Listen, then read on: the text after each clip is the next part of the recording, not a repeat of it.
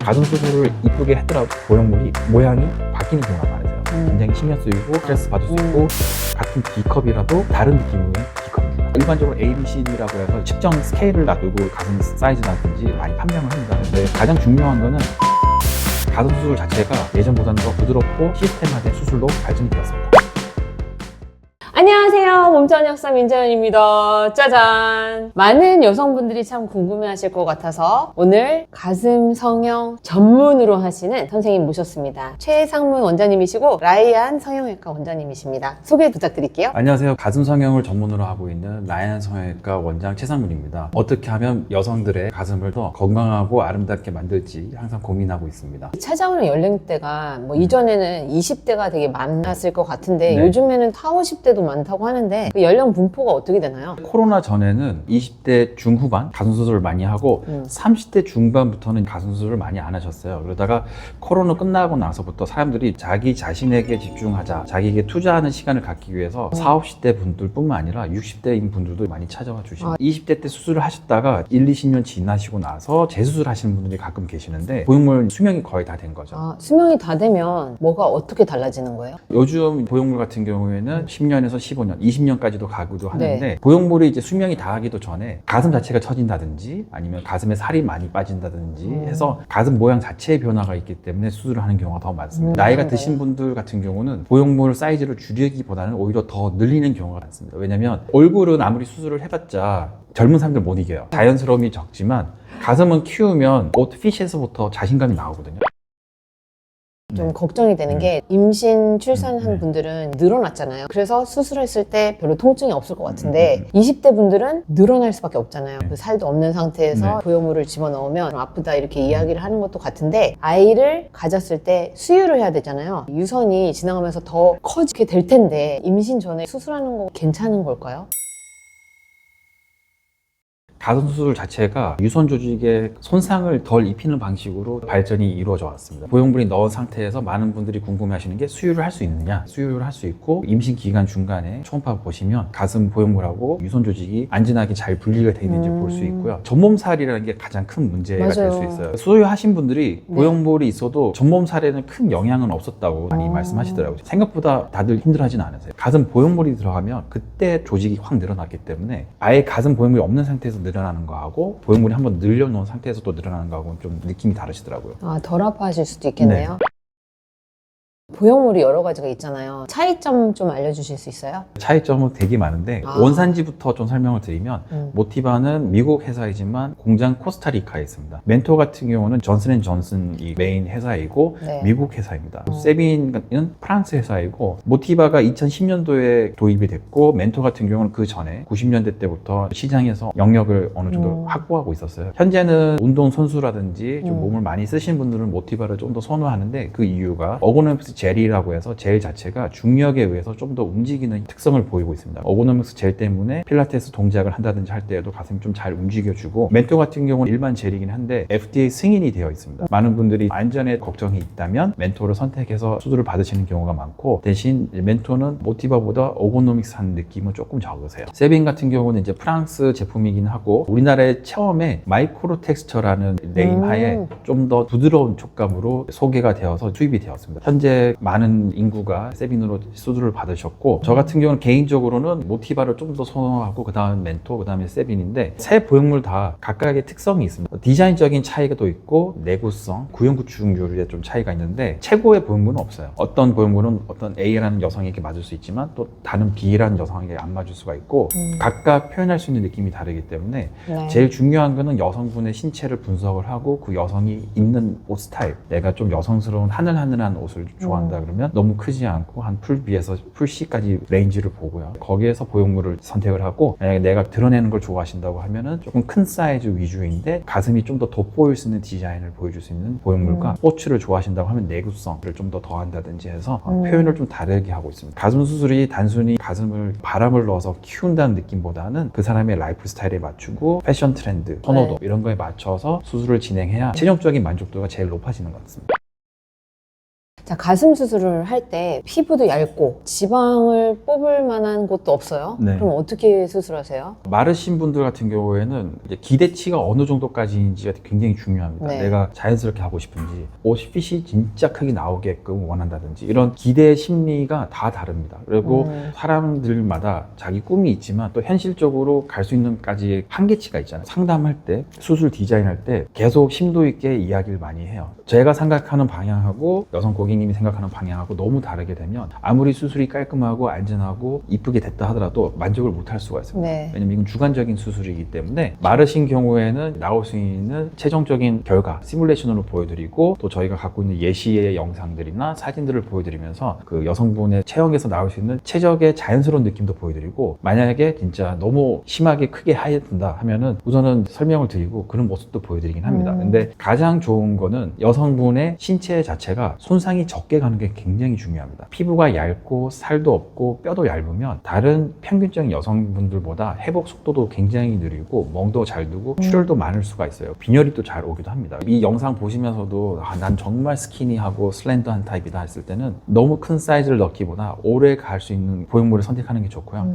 제가 고객님들에게 말씀드린 것 중에 하나가 보형물이 단순히 크게 하는 1년, 2년 정도의 보형물이 아니라 내가 15년 정도 옷을 하나 선택해서 입는다고 했을 때 과연 버겁고 힘들고 뭔가 막힌 듯한 옷을 입을 것이냐, 아니면 좀 편안하고 항상 같이 해야 되기 때문에 24시간 동안 15년 동안 입을 수 있는 옷을 선택할 것이냐, 그거에 대해서 좀 설명을 드려요. 많은 젊은 분들이 너무 인스타그램이나 SNS에 나오는 큰 가슴을 보고 또 이렇게 해주세요 그러는데 현실적으로는 그렇게 나올 수 없는 분들이 많거든요. 네. 여성분도 자기가 선택한 거에 대해서 후회를 하지 않고 무탈하게 지내는 게 가장 좋은데, 수술하고 나서도 너무 힘들고 목 아프고 등 아프고 안 좋기 때문에 뭔가 액세서리도 아니고 본인 네. 몸에 들어가는 거기 때문에 굉장히 신중하고 현명한 결정을 하시는 게 좋죠. 그러니까 우리가 일반적으로 A, B, C, D라고 해서 측정 스케일을 놔두고 가슴 사이즈라든지 많이 판명을 합니다. 근데 가장 중요한 거는 핏이에요. 핏. 그 사람 몸에서 가장 잘 맞냐. 약간 덩치가 있으시고 어깨도 있으신데 가슴이 넓게 크면 이쁘진 않아요. 덩치가 좀 있더라도 가슴이 약간 뽕긋하면서 그 라인 자체가 너무 퍼지지 않고 모아주는 듯한 느낌의 가슴이 나온다고 하면 뭐 어울리고, 같은 D컵이라도 다른 느낌의 D컵입니다. 아, 그러면 이 보형물에서도 좀 뽕긋한 것도 있고 좀 납작한 것도 있는 거죠? 네. 컵이 똑같더라도 CC가? 네, 맞습니다. 그래서 예전에는 보형물 같은 경우에는 그냥 다 낮았어요. 디자인의 선택에 다양하지 않았지만 지금은 여러 디자인이 나오기 때문에 시착을 할 때도 여성분에게 어떤 느낌이 좋은지 네. 꼭 물어보고 회사마다 네. 높이가 좀 다르게 나오기 때문에 제가 아까 브랜드 선택도 말씀을 드린 거고. 그럼 가슴 수술했을 때 가장 어려웠던 체형은? 건강하신 분들이 저희 병원에 내원하셔서 수술 받으시면 좋지만 네. 어떤 분들은 이제 유방암 수술을 하셔서 회복기에 계신다든지, 아니면 젊은 여성분들이어도 자가 면역 질환이라든지 대학병원에서도 망설여지는 컨디션의 여성분들도 많이 오십니다. 저희가 개인 1인 병원이기 때문에 최대한 그분이 이제 대학에서 컨디션을 끌어올린 다음에 수술을 받게끔 추천을 드리고 있는데 1인 병원에서는 그런 컨디션인 분들이 쉽진 않으세요. 아, 그럼 미리 혈액 검사를 하고 네. 시작을 하시겠네요. 혈액 검사를 해도 그런 분들은 워낙 변수가 너무 많기 때문에 네. 항상 조심을 하고 계속 검사 결과를 보고 상의를 하고 있고, 굉장히 마르시고 비대칭이 심한다든지 폴란드 신드롬이라고 해서 한쪽 대흉근이 없는 경우도 있어요. 근육이 한쪽이 없고 한쪽만 대흉근이 있고, 아니면 양쪽이 없다든지 그런 경우에도 분석을 해서 이분에게 어떤 보형물이, 그러니까 만약에 같은 브랜드여도 다른 디자인이 들어가야 될 수도 있고, 제가 처음에 말씀드렸던 커스텀하게 수술을 진행해야 되는 게 그러한 신체적인 조건도 굉장히 사람마다 다르게 나옵니다. 일반 분들, 뭐 일반 사무직을 하신다든지 일반 직장 생활 하시는 분들하고 나라를 위해서 국가대표로 뛰고 있는 운동선수분들하고는 신체적 조건이 다르세요. 그러니까 근육 두께도 다르고 네. 살의 질김 정도 다르고 그분의 라이프 스타일도 다르기 때문에 그분들에 또 맞춰서 가슴 수술을 다르게 진행하고 있습니다.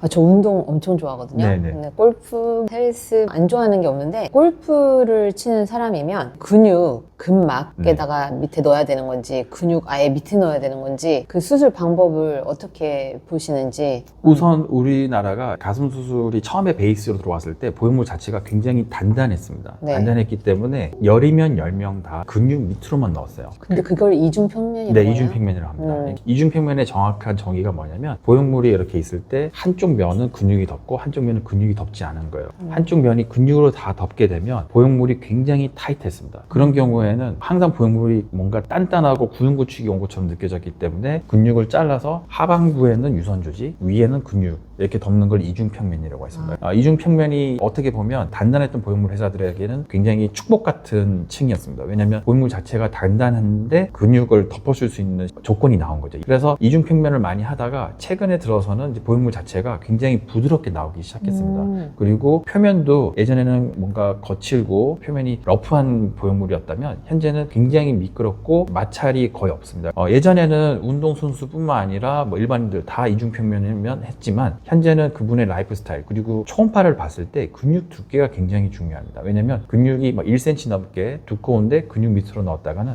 보형물이 모양이 바뀌는 경우가 많으세요. 가슴 수술을 이쁘게 했더라도 1, 2년 지나서 보형물이 밑빠짐이라든지 더블 라인이라든지 이런 생기는 경우가 굉장히 활발하시고 액티브하고 뭐 레저 스포츠 좋아하는데 근육 밑으로 넣었다가 보형물이 더 밑으로 내려오는 거죠. 이거에 대한 정확한 답이라는 것도 없고 의사 선생님들마다 본인이 선호한 층이 또 다르세요. 요즘 여성분들이 가슴골을 좀 더 많이 모으고 싶어 하시고 또 운동을 많이 하시기 때문에 저 같은 경우 이중평면으로 4, 5년 전까지는 많이 하더라도 최근에 들어오면서 해외 의사 선생님들 모티바도 그렇고 멘토도 그렇고 많이 쓰시는 외국 선생님들을 만나서 이야기를 좀 해보면 예전에는 이중평면이 거의 100%였다면 지금은 한 40에서 50 왔다 갔다 한다고 하시고 나머지는 이제 근막이 많아졌습니다. 왜 근막이 많아졌냐? 예전에는 피부가 얇았었는데 최근에는 이제 지방 이식을 하면서 그 얇은 부분을 조금 더 두껍게 만들 수가 있었어요. 지방을 넣어주면서? 네. 저희가 가슴 전체에 지방 이식을 하는 게 아니라 가슴 주변부의 테두리에 표시가 날 수 있는 부분을 지방 이식을 해서 미리 사전에 예방을 하는 거죠. 그렇게 해서 많은 양이 아니기 때문에 유방암 검사하는데도 큰 지장이 없게끔 세팅을 하고 지방을 어떻게 프로세싱 하는지 지방을 뽑고 나서 막연하게 그냥 집어넣는 게 아니라 최대한 알맹이를 얇게 해서 필러처럼 부드럽게 공간을 메꾸기 때문에 예전보다는 더 부드럽고 시스템화된 수술로 발전이 되었습니다.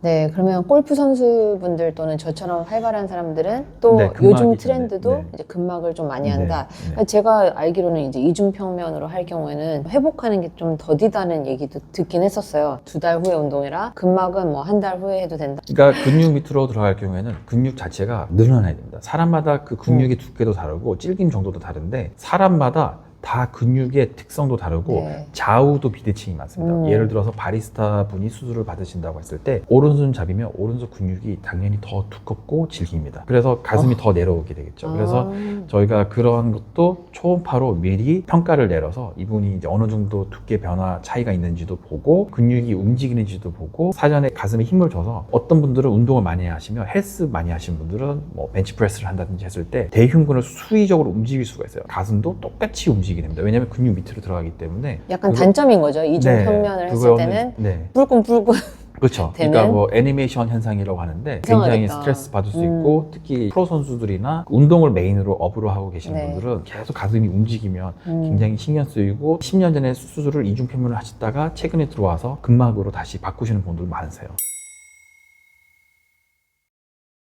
자, 그러면 이제 수술을 난 하기로 결심을 했어. 그러면 겨드랑이로 할지, 가슴 밑으로 할지, 또 예전에는 그 유륜도 했는데 이제 구형 구축의 확률이 높아진다고 하더라고요. 세균 이렇게 가면. 라큐바실러스균이 좀 있을 수 있어서. 네. 비율이 이전에는 겨드랑이가 더 많았다고 치면 요즘에는 가슴 밑으로 한다고 하는데 비율은 어떻게 되고 장점, 단점 알려주시면. 우선 절개 감사하겠습니다. 방법에 따른 장단점이 확실하게 좀 있고 코로나 전에는 개인적으로는 겨드랑이 절개를 굉장히 많이 하다가 저는 밑선은 별로 안 할 줄 알았어요. 살면서 우리나라 사람들은 그러니까 아시아인 분들 굉장히 겨드랑이 절개를 선호를 했습니다. 그럼 왜 그러죠? 저 같은 경우는 겨드랑이 쪽이 이해가 안 가는 게 색소 침착도 있고 하니까 뭐 들었을 때 나중에 흉터가 없어지면 뭐 있는지 없는지 모를 수도 있겠지만 나시는 전 잘 있거든요. 나시 좋아하면 밑선 많이 해요. 겨드랑이를 왜 더 선호하는지 저는 잘 모르겠더라고요. 결정적인 하나가 보형물이 예전보다 쉽게 잘 들어갑니다. 절개가 예전에는 5cm였다면 지금은 3cm 이내이기 때문에 절개가 짧아진 게